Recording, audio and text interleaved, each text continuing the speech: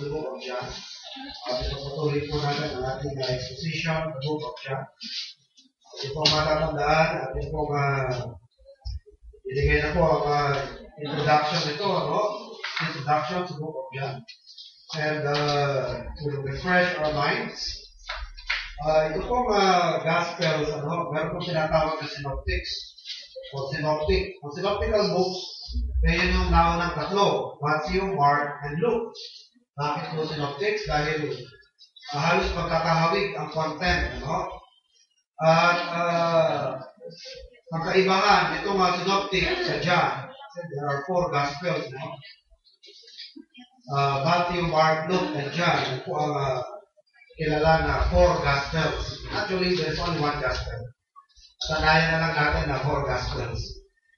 Ang kaibahan nitong naunang ito, sinatawag na synoptic, which is Matthew, Mark, and Luke, and John.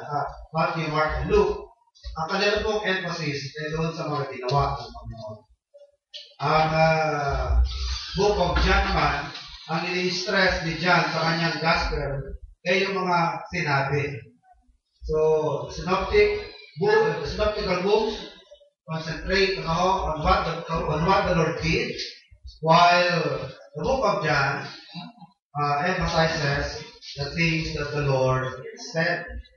Nabanggit din po natin na bawat aklat yan sa 4 na yan, meron po kanya-kanyang pagtanaw sa Panginoon. Sinapakilala nila ang iba't ibang aspeto ng Panginoon.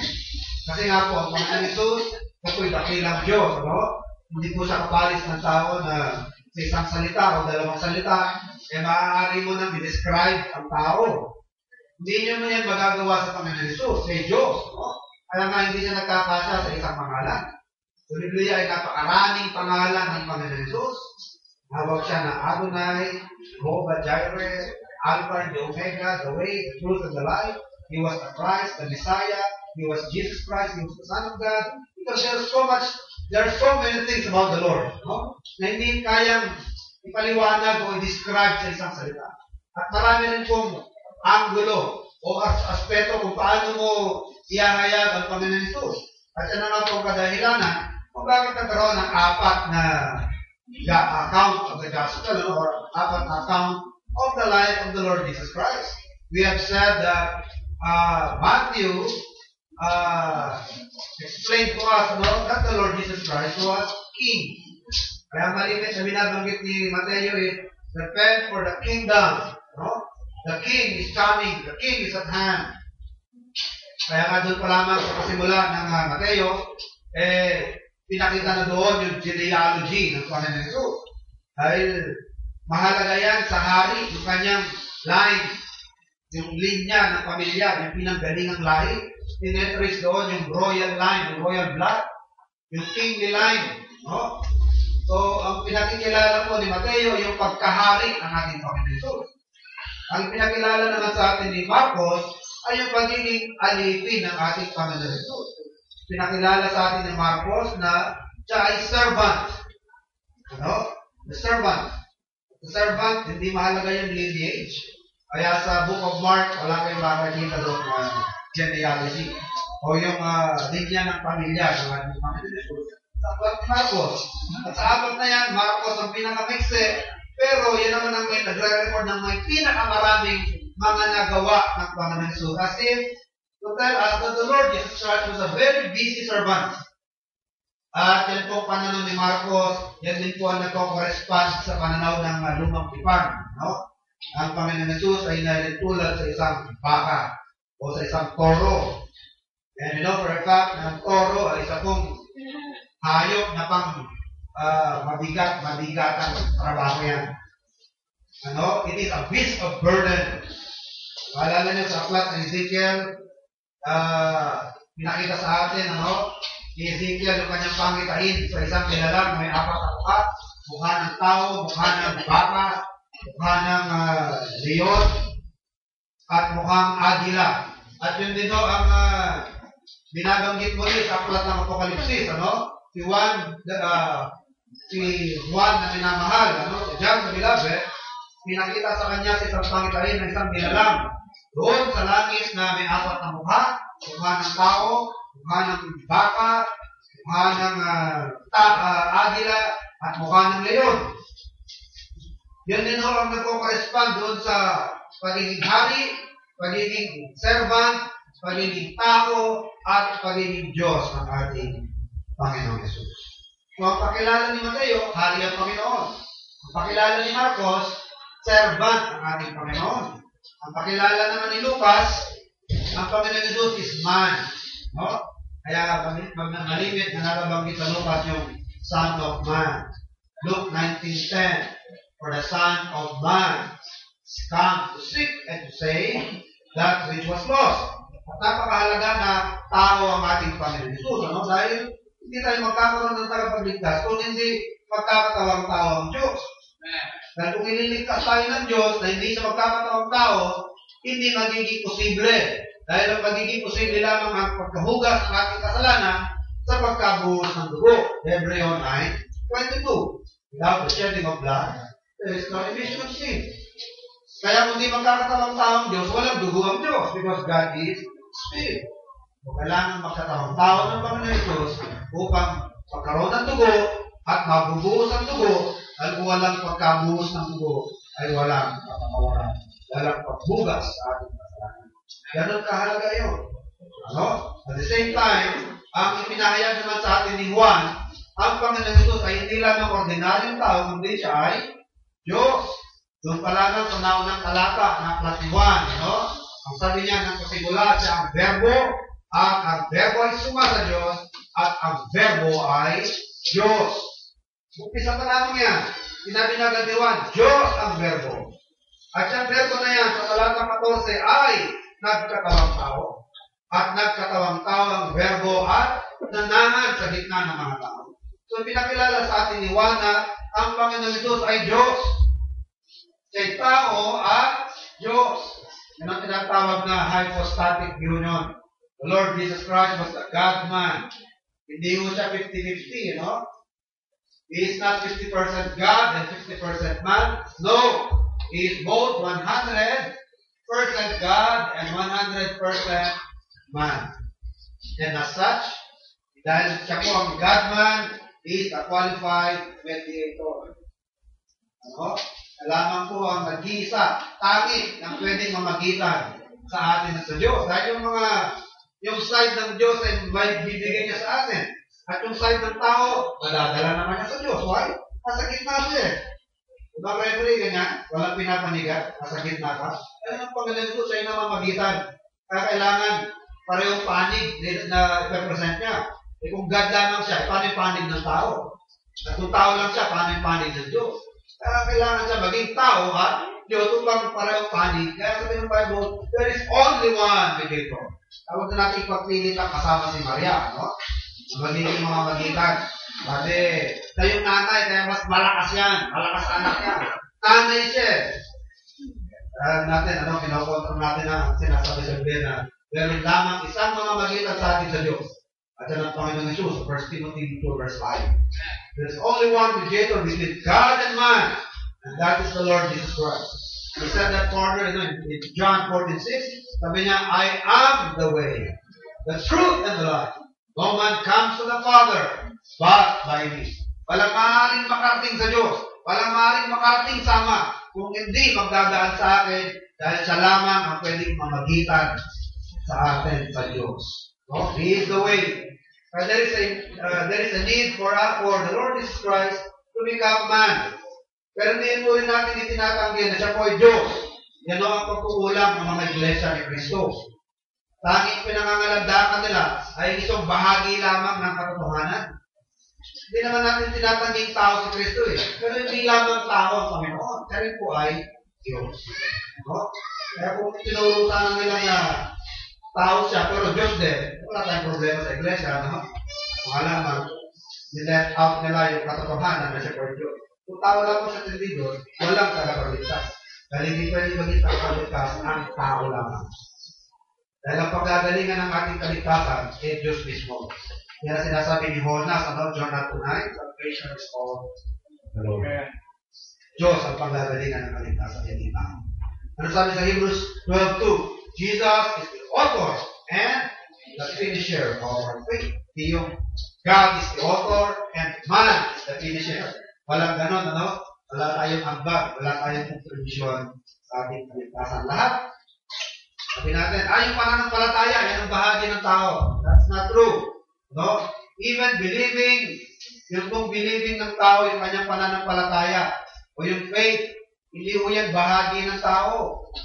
Diyos pa rin yan. No? Sa Diyos pa rin ang gagaling yan. Ephesians 2 verse 8. Ano? We are saved by grace through faith, and that faith is not of ourselves. It is the gift of God. Sabi ni Pablo sa Timothy, all men have that faith. Wala naman tayong pananampalataya. Including repentance, hindi nagagaling sa atin yan. Hindi bagahagi ng tao yung pagsisisi, no? Yan po yung pagsisisi na ginagawa ng tao, pero yung pinagkaloob lamang yan sa tao. Yan ang sinasabi sa Acts 11, verse 18. No? That God grants repentance unto life. Ang Diyos ang nag-grant. Siya ang nagkakaloob ng pagsisisi. Ang pananampalataya, siya pa rin ang pinagagalingan ng pananampalataya. Efeso 2:8. Kaya sa ganyang scheme of salvation, sa ganyang plan of salvation, walang ibang mag-glorify except God. Pag sinabi natin na may bahagi ang tao sa kanyang kaligtasan, binabawasan mo ng glory ang Panginoon. Binabawasan mo siya ang kanyang kapurihan. Mangyayari niyan may kaunting papuri na mapupunta sa tao. Dahil kinakredit mo na kaya kang naligtas, meron kang idinugtong. Meron kang ginawa, kaya nakumpleto ang kaligtasan. God will not allow that, no? He designed it in such a way that no one gets the glory except himself. Ano? Lahat yan ay kapurihan lamang niya kahit tatas. Ano?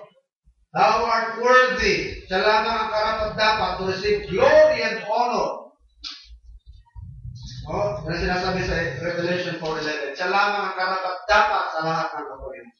Kapurihan sa kaligtasan, siya lamang ang makakarapat. Okay? So we have said in the book of John, na the Lord Jesus Christ was the Creator. Sinasabi dyan, yung word na beginning, or great arcade. Tatandaan ko po ninyo, arcade. Which means the active cause, Dalawang meaning dyan ng arcade, which means is the origin and the active cause. Naging dahilan ng lahat.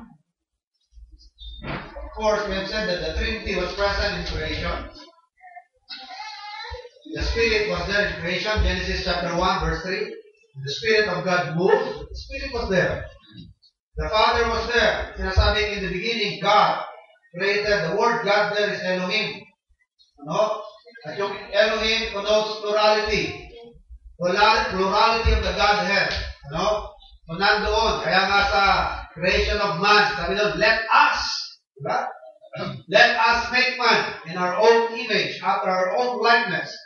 Nung tinatayo yung Torre ni Babel, sabi ng Diyos, guluhin natin ang kanilang lengguwahe.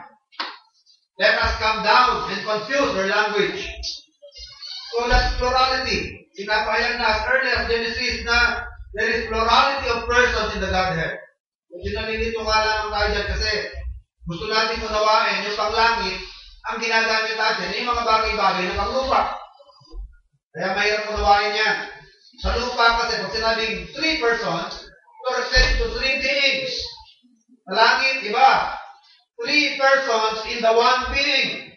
Kaya kahit anong gawin mong pagre-reconcile, kung panlupang kaalaman ang gagamitin mo, hindi ka makakaabot sa pagmanawa niya. It is a mystery. If you are able to comprehend that, we'll stop to the mystery. Hindi na mystery yan. Yan po yung misteryosong bagay. At pinaniniwalaan natin yan dahil nasa Biblia. Hindi dahil sa naunawaan.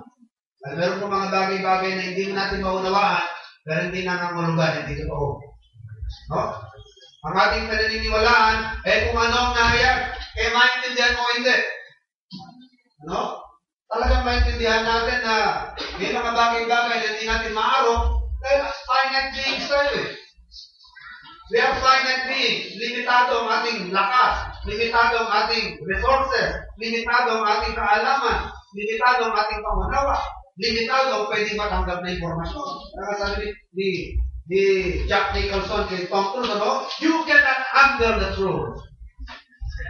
Ibigay sa atin lahat ng mga katotohanan, hindi mo kayang hawakan yung katotohanan niya.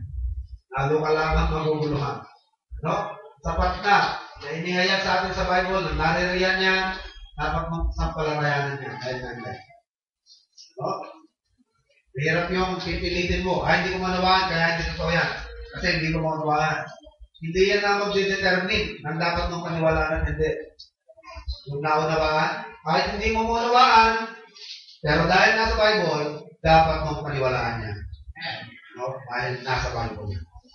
The Bible is the revelation of God. Ano yung revelation? Kapahayagan. At ang revelation, ang mga pinahayag ng Diyos, eh hindi naman yan record ng mga bagay-bagay na natural. Marami sa mga nihayag sa atin, mga supernatural. No? Ano naging posible yun? 3 araw na masakyan ng isda, buhay pa. Ano yan? Fairy-tale yan. Myth lang yan. Imposible mabuhay ang tao. Masakyan ng isda, 3 araw na di... Ano na sana yan? Sustansya na sana yan? Nutrients na yan? Nalusaw na yan? Sinabi ng Diyos eh. Niluwa ng isda si Jonas, makalipas sa 3 araw. Nangarang sa Ninive, nagsisi ang Ninive. No? Kung sabihin mo ng Bible na, nilunok ni Jonas yung balyena, ano? Eh, nasa Bible yun eh. Kasi hindi ka maniwala yun, di ba? Pero kung sinabi ng Bible, tagapin po natin na nilunok ni Jonas ang balyena.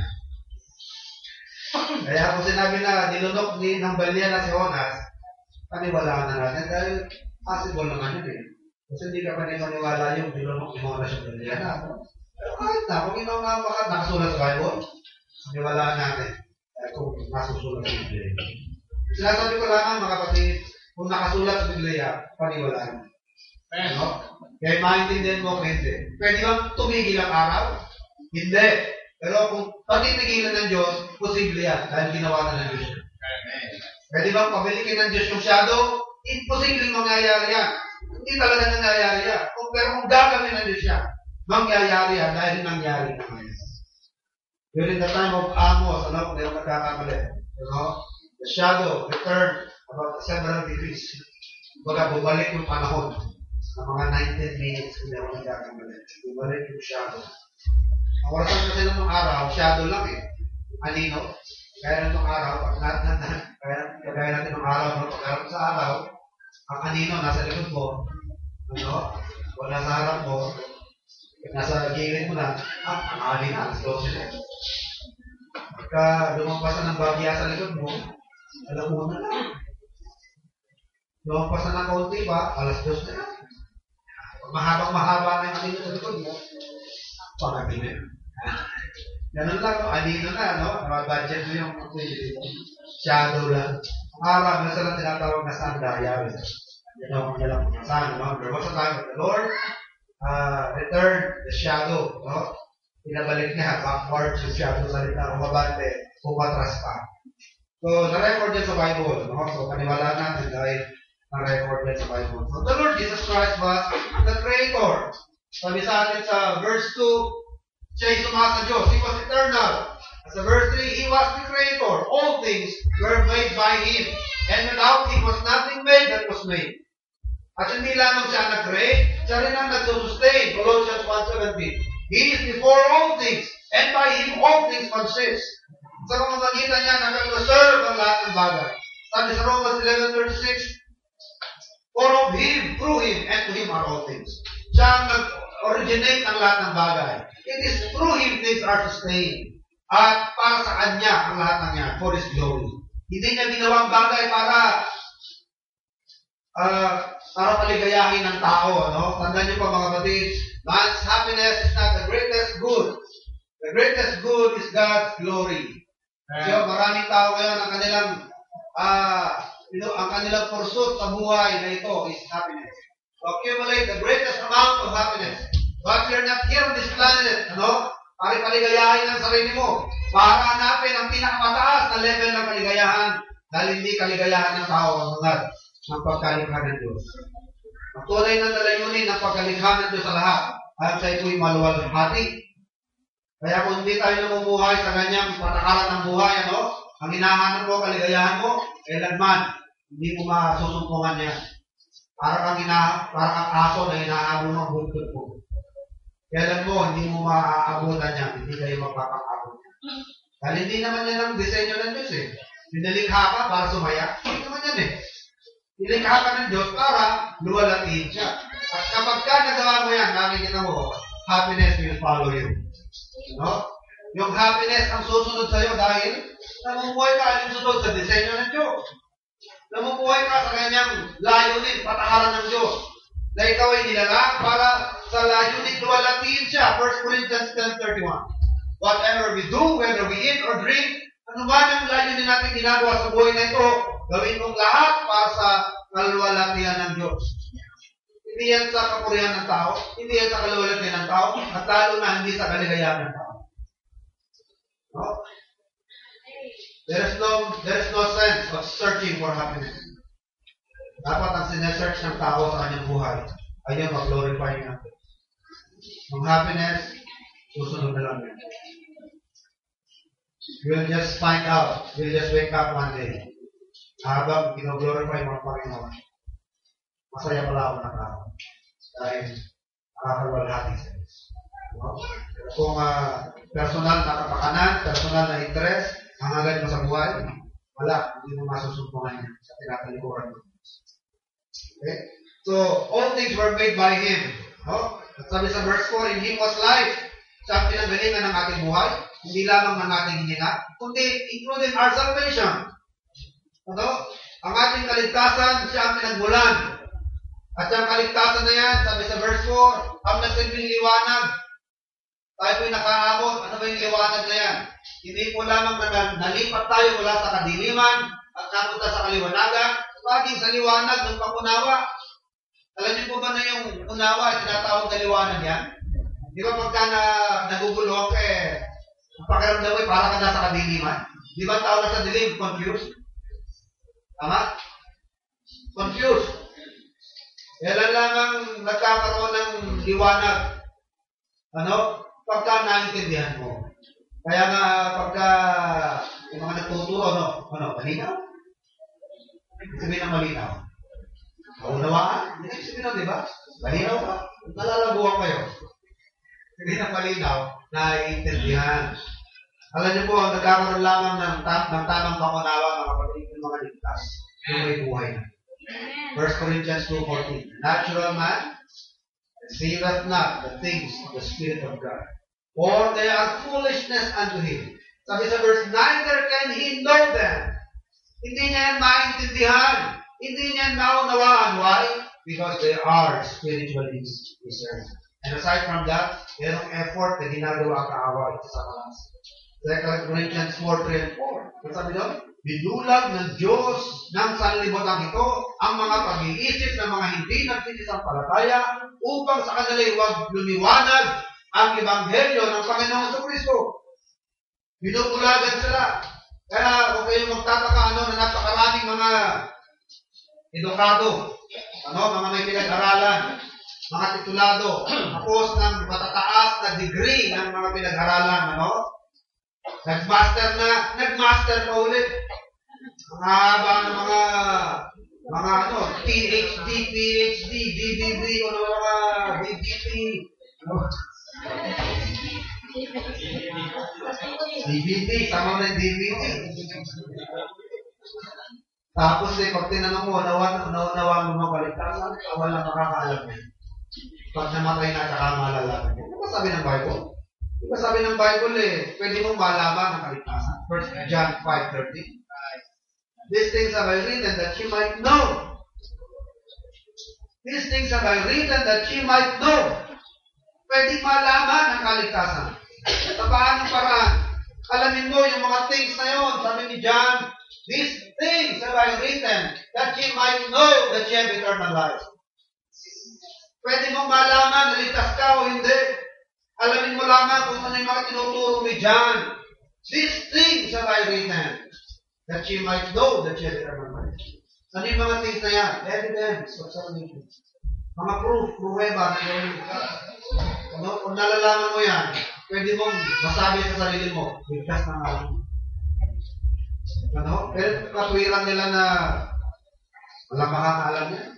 namatay ka na, saka mo lang malalaman yan. Hindi ho ganun ang sinasabi sa Biblia. Kaya nga, binigay ang Biblia para malaman mo ang kaligtasan. Ano? Pero maraming mga pantas sa mundo nito, no, ang ganyan ang kanilang filosofiya. Ano? Marami mga may pinag-aralan, marami po ang mga matataas, ano, ang kanilang mga naabot sa edukasyon. Pero ang kanilang paniwala sa santo. Hindi nila naintindihan na yung hawak nila. It's just simple. Kahoy, matter. Na pinutol nung naglilo, ang kalahati, pinagkatong, ang kalahati, nililo. Tapos ngayon, dadasalan mo, nahingan mo ng puno. Ano gagawa? Eh, yung Nazareno, kailangan malalayan. Bakit? Baka magkapinas-pinas. Hindi hila-hila, dahil nila gagawa, hindi mo alalayan. Pinig ka nga nila yun eh. Bakit? Pag yung pa rin original, wala na. Durog-durog na yun. Diba, ano na lang ang original doon? Di ba, kung katawan mo yung mulo? Kasi nga pagka, bilyon-bilyon ba naman ang gagagawa niya? Hindi nga matulungan ang sarili niya. Tagal na isang gulong eh. Gumewag-gewag na yung kanyang karwahe eh. Di ba? Tapos ngayon eh, milyon-milyon ang umaasa ng pagpapala, pabor. Di ba sila nabubulagan niya? Including the Vice President, former Vice President, nakikiloko niya. Second, to the highest person in the land, pakikiloko ka sa ganyan. Diba? Dati di ba kasama sa panata niya?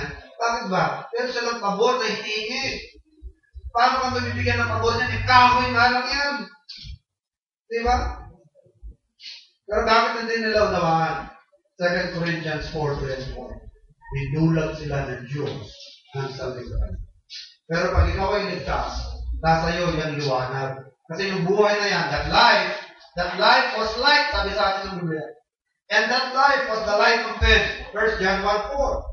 In Him was life, and the life was the light of men. Pag meron kang buhay, ligtas ka na, mananampalataya ka na, naunawaan mo na ang mga bagay-bagay ng Diyos. Kakaroon ka ng spiritual understanding. Why? Because the Bible is authored by the Spirit, and it can be understood only by people who have the Holy Spirit. Sabi ng 1 Corinthians 2:14, they are spiritually discerned. Kapag meron ka ng Espiritu, maunawaan mo ang salita ng Diyos dahil gawa ito ng banal na Espiritu.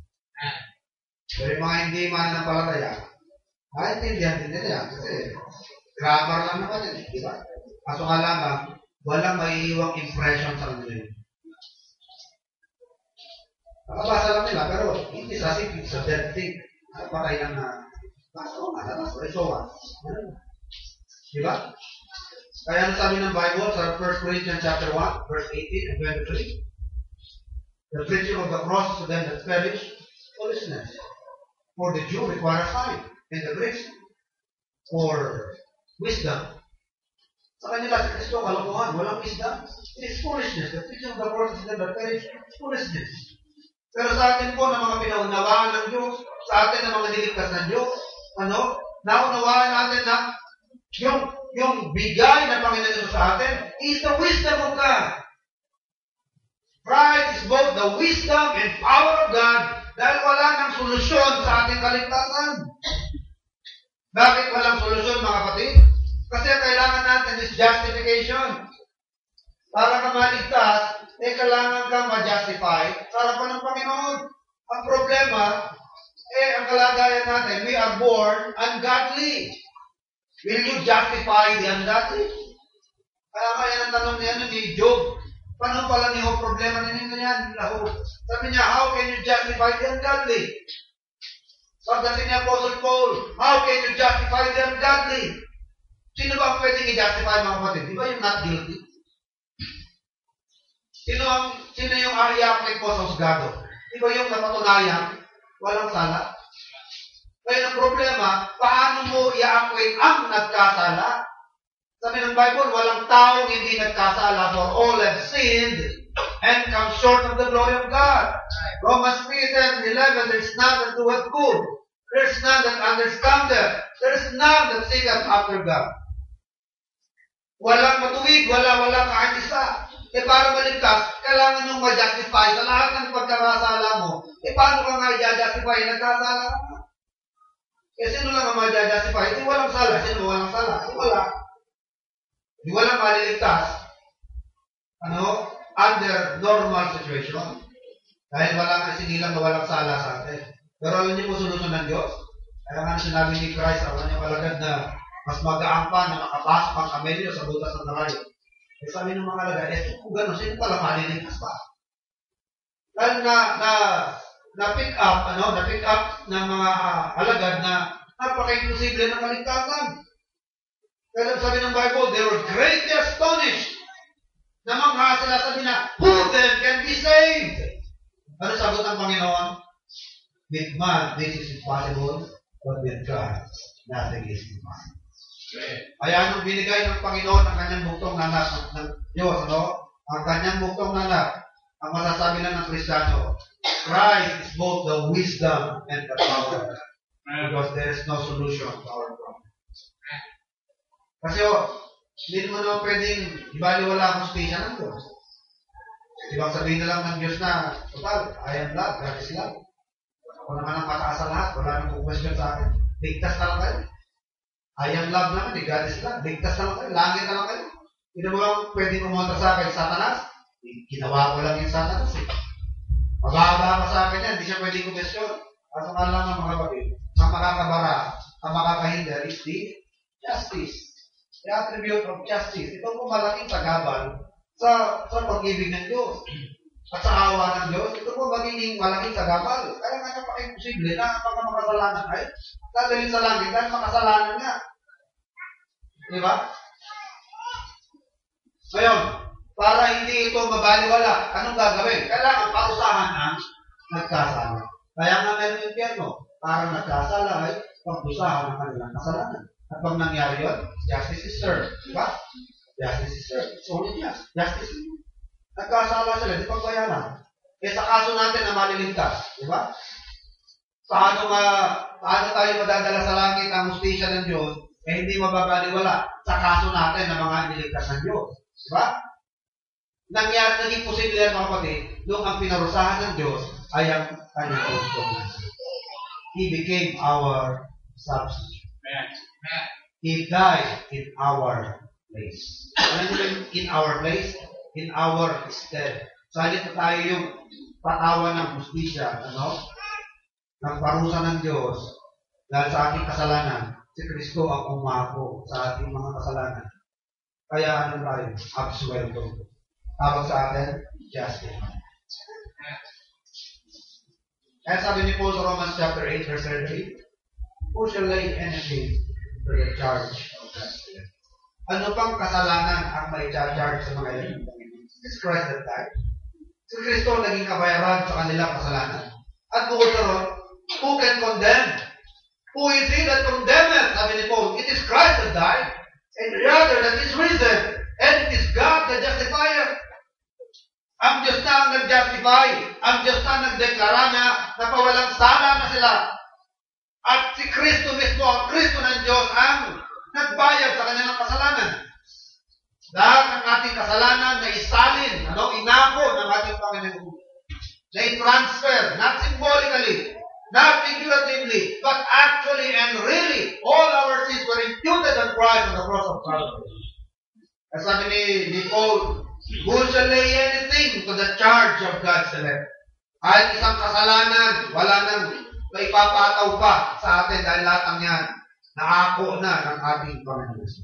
Both past, present, and future sins, lahat yan ang magbayaran ng Panginoon.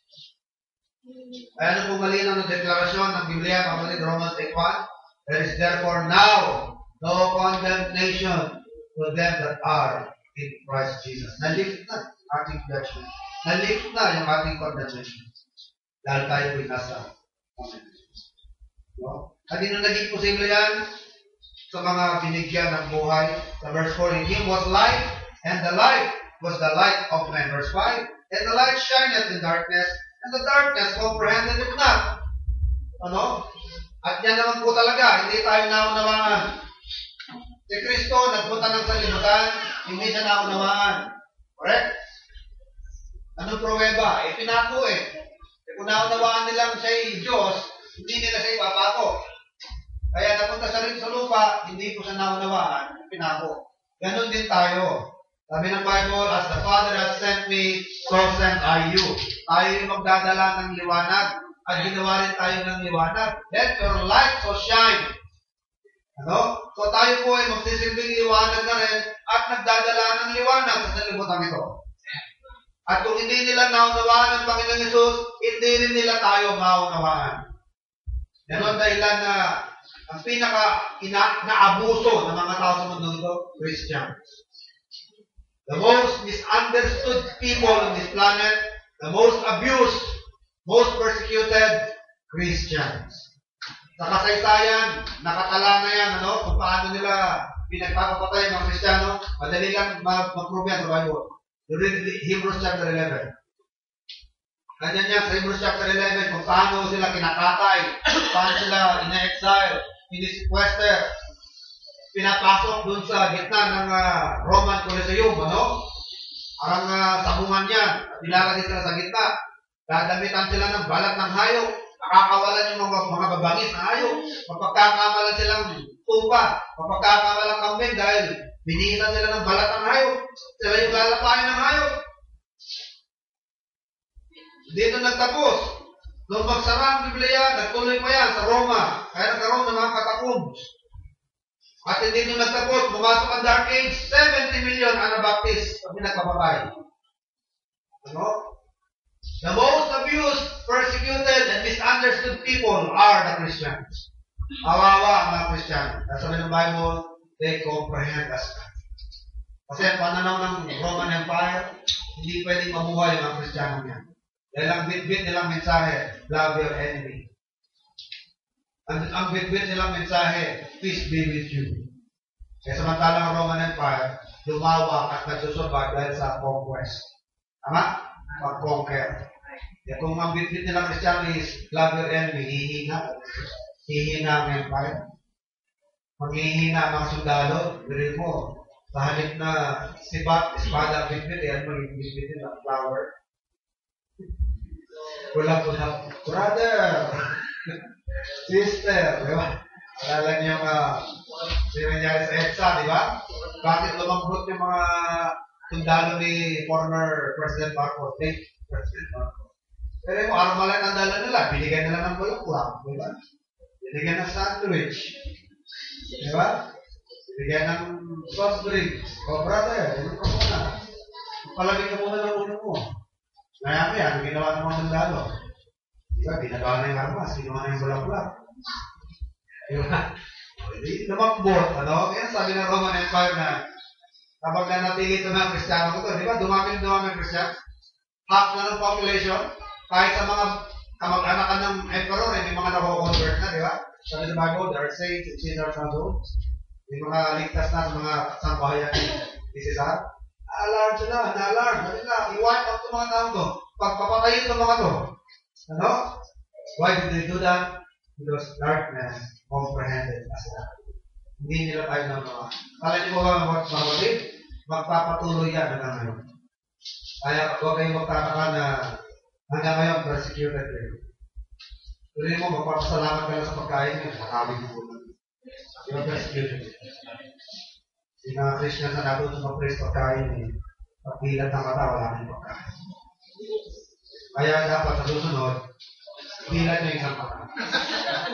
Yung sabi ng Bible, watch and pray. Sana kong pray, sana kong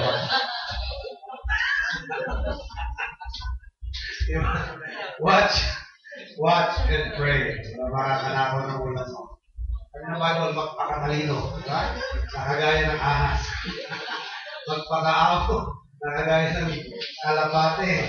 Diba? Harmless as dove. Pero white ka rin dapat. Huwag kayong paabuso pa naman ng paabuso. Sabihin mo sabihin sa'yo, Kristiyano ka pa naman. Walang inalaman yan. No? Sabihin mo, pagka manininig sabihin sa'yo, kala ko ba Kristiyano ka? Anong inalaman na? Diba, naabuso tayo. Ano ba? Nahina-hina ka sa kanya. Hina, sisira testimony ko. Kaya naman ako, pag kailangan karoon. Ganyan ka na naman kala ko ba, Kristiyano ba? Wala pa lang Kristiyano. Kaya din natin sila. Kala ko ba, katuloy ko ba? Tayo. Kaso lang, naabuso talaga. Christians are the most abused, most persecuted, misunderstood people. Yan ang sinasabi dito na the light and darkness comprehended as not, no? The darkness comprehended it. Alala niyo po yung tabernacle. Doon po sa loob ng Tipan, meron pong struktura, no? Ito yung prototype ng temple. Bago pa nagkaroon ng temple, tabernacle muna eh. Tabernacle muna yan. Ito yan sa Tonga, no? Tonga lang siya. Nakita niyo itong tabernacle. Ito yung tinatawag na sanctuary. At yung sanctuary, holy place, ito naman yung holy of holies. Gusto ko pong ipaliwanag yan. Yung takip nito, ang takip nito, Tonga rin. 3 layer yan, 3 patong, ano? Yung unang-una sa ilalim, napakagandang Tonga nun. Linen, finely white linen. Kapag nasa ilalim ka, kasi silip mo, baka nasa langit dahil blue. May mga drawing ng mga angels. Napakaganda. Ang sumunod na layer, is a kind of leather. Hindi ko lang, hindi ko malala. Ang natatandaan ko yung last, kung sa ibabaw. This made of badger skin. No? Badger, animal po yan. Napakapangit ang kulay niya. Kaya kung tatanungin mo sa malayo, ano, ang construction pa, ang location pa naman ito, nasa gitna, nandito yung 3 tribo, no? 3 tribes dito, 3 tribes dito, 12 tribes. Ang sabi ng Panginoon, when you pitch your tent, lahat ng pintuan ng tent ninyo, nakaharap sa tabernacle. Kaya, mangyayari, pagka-observer ka na hindi ka Israelite, sabi mo, ano bang meron nyo sa gitna niya? Lahat ay dyan nakaharap. At iginit na ako yan. What's so interesting about that? Tapos, napakapangit naman. Bakit? It's made of badger skin. Yung balat ng badger na hayop, napakapangit yan. Ano? Ngayon, sa outsider, yun ang impression mo, pangit. Kagaya po yan ng unbeliever na hindi ka Kristiyano, akala mo maging Kristiyano, pangit maging Kristiyano. Sino lamang ang nakaka-appreciate ng Christianity? Pag insider ka, correct? Pag nakakapasok ka sa loob, ma-appreciate mo na, gold pala nasa loob dito. Ang mga kasapatan is mga kahoy na binalot ng ginto. Ang gaganda ng drawing, ang gaganda ng pagkakasalansan, nakaproportion ng lahat, napakalinis. Sino po nakaka-appreciate yan? Yung nakakapasok sa loob. And Christianity is similar to that. Hindi nila na-appreciate yung buhay natin. Dahil sabi nila, ano bang kaligayahan kung meron mo ito? Bawal ang alak, bawal ang sigarilyo, bawal ang sugal, bawal ang ganito, ang daming hindi pwede. Bawal ang mag-party, bawal makipagsasayawan, bawal ang fiesta, pwede lang kumain. Bakit bawal? Ano ba bang kaligayahan meron mo ito? Bawal magsugal. Maghawak ka ng baraha o binggo eh. Medyo may, ano pa, magbibilyar lang. Medyo nagkakaroon pa ng ibang shade ng panilang ng tao. Ang dami nilang iniiwasan, ang daming ginagantayan, ang daming iniingatan. Hindi na masasaya ang mga tao nito.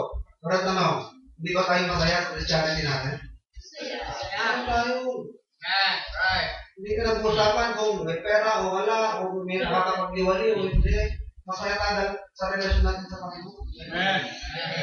Bulong-bulong na naman tayo, hindi kasalanan. Pero kung wala kang pera, tama relasyon sa Panginoon, di ba? Walang nakakapekto sa saya namin. Ano po ka naman dahil sa, alam, nasa-sense mo yung atraso mo sa iyo. Kung nararamdaman mo may pagkukulang ka, doon lang ba tayo lumulungkot? Kasi nga, Kristiyano ka na, nasa iyo yung damdamin na gusto mong luwalagin ng Diyos. Nasa iyo yung ganong feeling. At pagka hindi mo nagagawa, para bang nagkukulang ka ron, at nagkakaroon ka ng kalungkutan. Pero hindi tayo nalulungkot dahil gano'n lang. Kaya pang bursa. Siguro paminsan-minsan, nabigyan din na nagsasalpiti ka. But yung mga unsaved, nangyayamang, hindi naman mga sumasamba sa Diyos, ang daming pero. Akong anak ng Diyos sanay na sa walang pera. Pero actually, mga kapatid, kung isi-shift natin, dilig-digin mo, usually, ilang nagpapalungkot sa Christianity, kasalanan. Right. Kasi yung trials, na-overcome. Yung paghihirap, na-overcome. Hindi lang nga, gusto mas mahirap kasi pag lumayaman nakakalimot sa Diyos So, gusto ko ibalik ang dati. Kasi Lemuel, di ba? Sa Proverbs, sabi niya, Lord, huwag niya naman akong sobrang gawing napakayaman. Baka ako makalimot sa inyo. Pero huwag niyo naman po ako gawing napakahirap at baka i-curse ko naman po. Ito yung pinag-request. Panginoon yung moderate lang, yung medyo lang, kasi parang yun lang ang kaya ko bilang tao. Hindi na makakayanan ng nature ko yung sobrang hirap. At sa nature ko rin, mukhang hindi makahandle yung sobrang yaman. So, hindi po tayo naunawaan po ng sanglibutan. Dahil hindi nga sila insider. Hindi sila nakakapasok sa loob. At hindi nila nararanasan ang buhay ng Kristiyano. Pero pag naranasan mo nila yung mabuti, they will appreciate Christianity. No? So, darkness comprehended it not. Verse 6, there was a man sent from God whose name was John. The same came for a witness to bear witness of the light, that all men through him might believe. He was not that light, but was sent to bear witness of that light. That was the true light, which lighteth every man that cometh into the world. So, sino po ba itong John na ito? Do not confuse John with another John. Alam po yung John, John the Beloved. Ang nauna yung John the Baptist. And the other John is John the Beloved. Itong John the Beloved, siya yung kabilang sa 12 apostles. Itong si John the Baptist, ito yung magbabautismo. Kaya tinawag siya na the Baptist. Magbabautismo. Yan ang ibig sabihin ng Baptist. Ang pangalan ng Baptist na yan, kaya matagal na yung Baptist yan. Pangalan ng Baptist na yan is John. So he was a man sent from God. Siya po ay cousin ng Panginoon. And he was 6 months older than our Lord Jesus Christ. Bakit cousin? Kasi Mary and Elizabeth are cousins. First cousin, kasi Christ at si John the Baptist, second cousin. And John was 6 months older. At una siyang pinagpakitaan ni Gabriel, di ba? At nung 6 months na dala ni Elizabeth, si John the Baptist, saka niya tunatahan naman si Mary. Kaya nauna, si John the Baptist. Ang magulang niya, si Elizabeth, saka si Zacarias, na priest doon sa temple. At hindi siya makapaniwala ang mga anak ko yung misis niya na matanda na, noon pa. Kaya doon sa pagdududa niya, ginawa siyang pipe ng anghel. Kailan lang nawala yung kanyang pagkapipe? Nung papangalanan na. Kasi nung papangalanan na, sabi ng mga tao, huwag mo na. Anong papangalanan niya dito? Sabi ng mga asawa, ni Zacarias, Elizabeth, John, Juan. Sabi ng mga relatives, wala tayong kamag-anak na ganyang pangalan. Bakit John? Yun ang sabi ng mister ko At tinawag nila si Zacarias. Ano bang kapangalan dito? Pipi siya.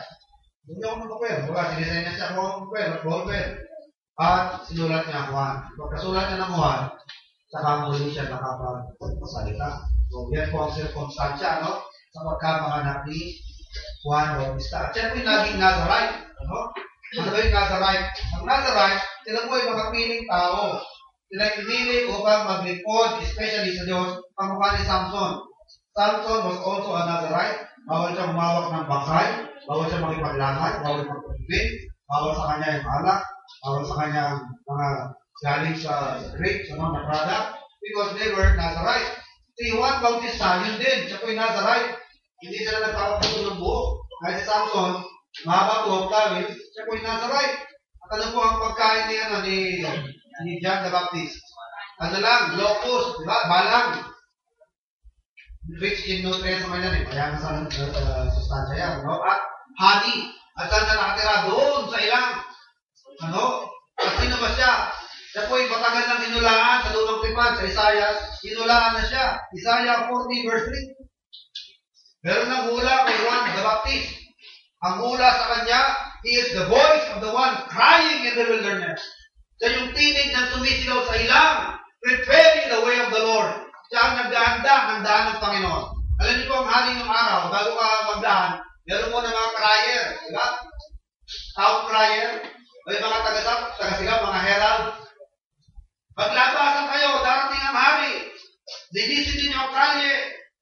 Pagsitigil kayo sa inyong activity, parating ang hari. Sino gumagawa niya? Herald. E diyan, nabaptis siya ng kanyang robe. Nagsisisigaw siya, repent for the king is coming. the kingdom of God is at hand. 6 months later, dumating ang Panginoon. Dating ng Panginoon, sabi niya, behold, the Lamb of God which taketh away the sin of the world. That is why John the Baptist was called the forerunner. Sabi ang tinatawag na forerunner of the Lord Jesus Christ. No? Ito yung nauna sa Panginoon at naghanda. Actually, ang itinatag ng Panginoon is the church. No? The Lord organized this church, pero kagaya ng struktura, bago gumawa ng isang struktura, kailangan magyanda muna ang materyales.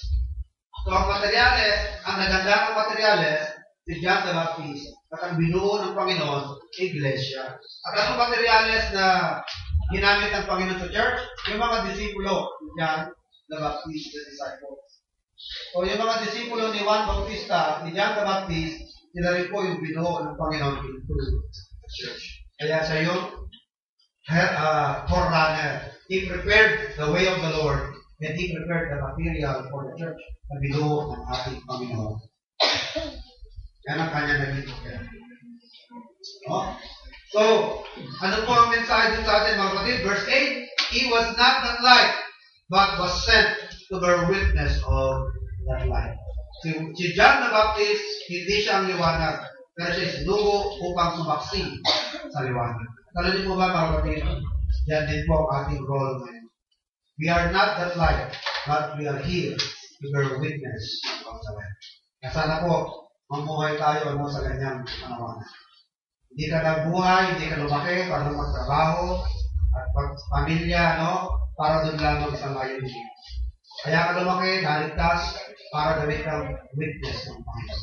Remember Acts 1:8, Ye shall be my witnesses, both in Jerusalem, Samaria, Judea, and to the uttermost parts of the earth. Anong ating i-witness? We are not the light, but we are here to bear witness of the light. And the light is the Lord Jesus Christ. Paano natin gagawin yan, mga kapatid? Bring the gospel. Preach the gospel. Every creature. Pangaral po natin ang Ebanghelyo ng Panginoon. Magkaroon tayo ng share, magkaroon tayo ng participation. Bahagi sa gawain niya. Pamahagi ang Ebanghelyo ng Panginoon. Kaya, ang akin pong pang-closing na katanungan sa akin, meron ba tayong participation dyan? Tayo po ba nakakapag-participate dyan? Paano ba ako makakapag-participate dyan sa gospel dissemination? You can do it through your prayers. You can do it through your giving. You can do it through tracts distribution. You can do it through Facebook. Kung may Facebook kayo, share nyo ang gospel sa Facebook. Hindi magawa yan. You can distribute tracts. You can share the gospel personally. Pamahagi po ninyo, ibalikan ninyo ang Ebanghelyo sa inyong mga nakakausap. Yan po ang pagkakaroon ng participation. Ano po ang mga programa ng simbahan para makapag-expand ng preaching ministry? Mag-share po tayo dyan, mag-participate po tayo. Dahil nandito tayo para mag-bear witness of the light. Alam niyo po ba, mga kapatid, ang kailangan ng tao po na nasa dilim ay ang liwanag. At sino po bang liwanag? Ang liwanag ay ang Panginoon Hesus. Pero kailangan po natin dalhin ang liwanag na yan. Parang ilaw yan na nasa isang lugar, tatakpan. Walang silbi kung hindi mo gagamitin, hindi mo dadalhin ang liwanag. At tayo po ang magdadala ng liwanag na yan. We are here to bear witness of the light. Kaya huwag po tayong manahimik. Huwag tayong pasalamat at makontento na ligtas ka na at langit ang pupuntahan. Paano naman yung iba? Ganun din naman ang ginawa nila sa iyo. Amen? Hindi ka makaabot sa kaligtasan kung walang nagdala ng liwanag sa iyo. Kung hindi dinala sa iyo ang Panginoon Hesus. Kaya meron tayong utang na loob sa iba na nasa dilim. Dalhin natin sa kanila ang liwanag. Kahit dito kayo, ating mabukasan. Aming nakilang Diyos, aming maraming mga salamat po sa kapahayagan ng salita. Salamat po sa Panginoon Hesus na nabayubay sa masang bayan. Who secured our salvation by paying our sins in the cross of Calvary. Salamat po, Ama, sa sakripisyo at kamatayan ng ating ginawa para sa aming piniligtas. Salamat po, Ama, sa dakilang pag-ibig na inukol sa amin sa laman sa mga makasalanan. Kristo yung matay para sa amin. Salamat po, Ama, na mahabagay po ninyo ang mga kusupunan. Kasalanan na gawa, Ama. Maging sa mga dapat gawin naman, hindi namin nagagawa. Pati ang mga hindi dapat gawin, na siya naman kami nagagawa. Okay, patawarin din po kami masagat at naguri ng mga kasalanan. Dahil kung niyagawin naman, patuloy na nagawain sa akin ito, dito na patuloy magkakalap ng kung tinakasama, dinadalangin ng mga kapatid na yung mga sigarilin, mga karamdaman, mga kabigatan, may katatuloy dito nawa ang kanilang mga kalagayan, mga kailangan, at bigyan dito nawa sila ng kapayapaan ng isip. Dahil po ba, mga pinanginahan sa kanilang pananampalataya, mga ng kaaliwan, kalakasan, alala nawa nila, yung mga pangalaman. At basta din po na ingatan ng bawat isa ngayon sa aming pagkawahiwalay, at kaya nagdalangin. Salamat at ilang pangalan ng Panginoon Jesus. Salamat po.